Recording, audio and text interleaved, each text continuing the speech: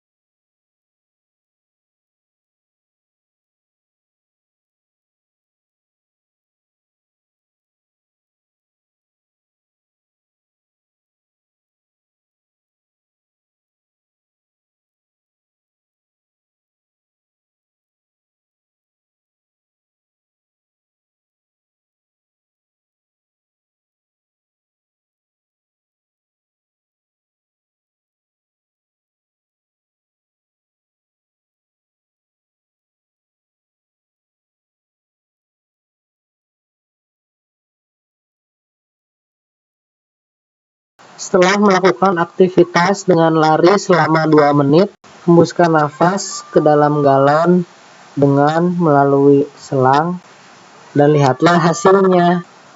Kemudian catat di dalam tabel.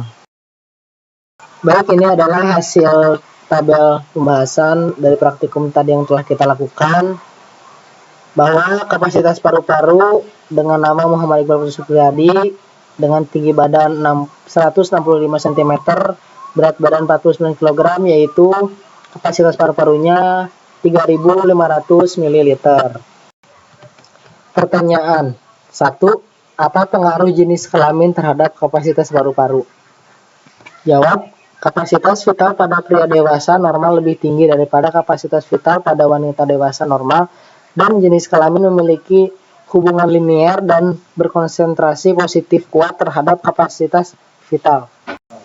Nomor 2, sebutkan dan jelaskan faktor-faktor yang mempengaruhi kapasitas paru-paru pada manusia.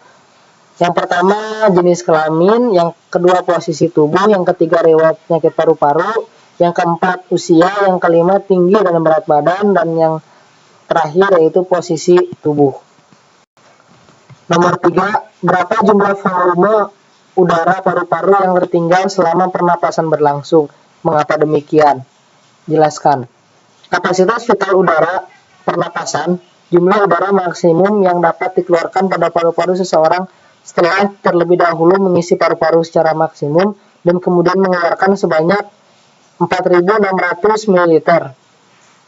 Pengukuran kapasitas total paru-paru umumnya menggunakan alat bernama spirometer. Pertanyaan nomor 4, apakah yang dimaksud dengan udara tidal, volume udara suplementer, volume udara komplementer, dan kapasitas vital udara ex-nafasan?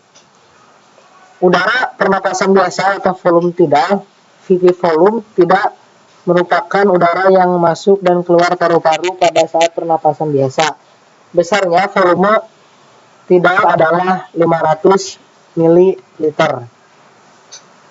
Kapasitas total merupakan udara yang dapat tertampung secara maksimal di paru-paru secara keseluruhan. Volume udara pernapasan setiap orang berbeda-beda, dikarenakan volume paru-paru yang berbeda-beda pula. Volume paru-paru dapat mengaruhi antara lain faktor genetik, aktivitas olahraga, dan kondisi lingkungan, dan juga jenis kelamin. Mungkin sudah cukup sekian praktikum kali ini. Terima kasih, mohon maaf apabila kesalahan. Wassalamualaikum warahmatullahi wabarakatuh.